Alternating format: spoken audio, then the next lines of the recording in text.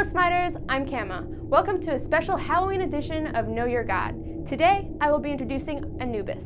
So who is Anubis? Well, Anubis is the god of the dead.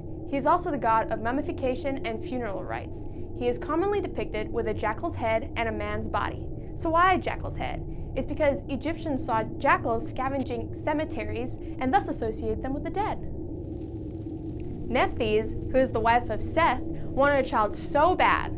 However, Seth was impotent. So, Nephthys disguised herself as Isis, who is the wife of Seth's brother Osiris, and seduced him.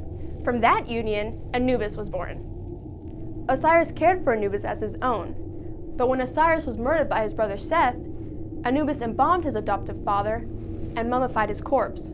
This preservation passed on to the people of Egypt, who thought that if it was good enough for the gods, it would be good enough for man.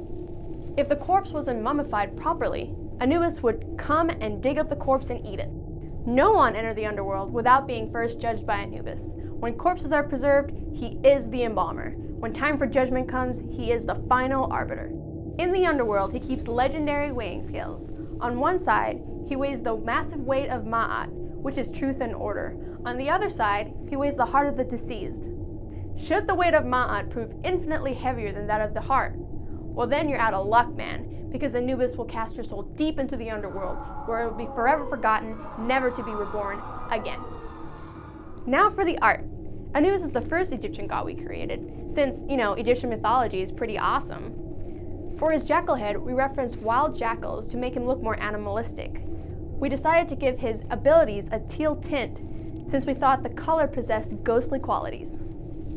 The gravehound skin was created because he is purely the god of the dead, so we wanted it to represent death.